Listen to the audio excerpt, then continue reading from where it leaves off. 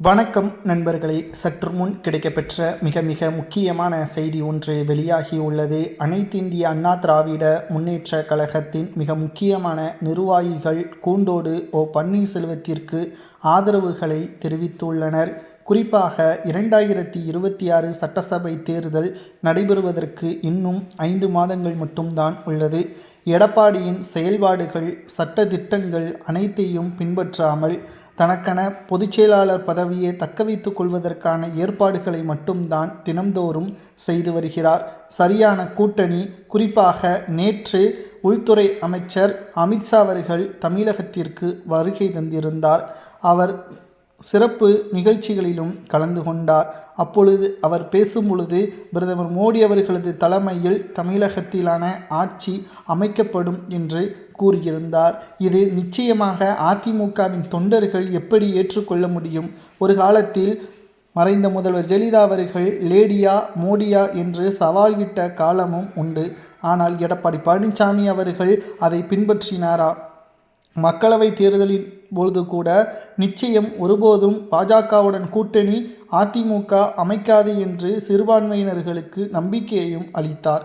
ஆனால் இப்பொழுது பொதுச்செயலாளர் பதவியை தக்க வைத்து கொள்ள வேண்டும் என்பதற்காக அவர் அந்தர்பல்ட்டியையும் அடித்துள்ளார்.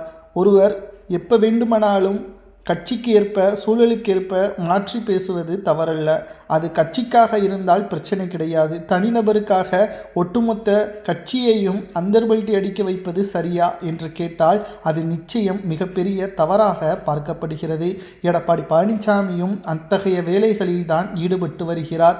நிச்சயம் எடப்பாடி பழனிசாமி அவர்களது செயல்பாடுகள் அதிமுகவை வெற்றியடைய வைக்கப் போவது கிடையாது. தோல்வி மட்டும்தான் அதிமுகவால் பெற முடியும் என்பதை திட்டவட்டமாக நம்மால் கூற முடிகிறது. 2026 சட்டசபை தேர்தலில் அனைத்திந்திய அண்ணா திராவிட முன்னேற்ற கழகம் தோல்வி அடைந்தால் அதற்கு முழுமையான பொறுப்பை எடப்பாடி பழனிசாமி அவர்கள்தான் ஏற்க வேண்டும். அது மட்டுமல்ல, அதிமுக வெற்றியடைவதற்கான வழிவகைகள் OPS, சசிகலா, டிடிவி தினகரன் இவர்களது ஆதரவுகள் இல்லாமல் அதிமுகவை வெற்றியடைய வைக்க முடியாது என்று கூறிய நிர்வாகிகள் தான் தற்பொழுது கூண்டோடு தென் மாவட்ட ஆதரவாளர்களோடு பன்னீர்செல்வத்திற்கு ஆதரவுகளையும் தெரிவித்துள்ளனர். மேலும் பொங்கலுக்கு முன்பாக OPS அவர்கள் தாவேகாவின் தலைமையில் கூட்டணி வைப்பதற்கான பேச்சுவார்த்தையும் நடத்தப்பட்டு வருகிறது. உண்மையான அதிமுகவின் தொண்டர்கள் கமெண்ட் வாயிலாக கூறுங்கள்.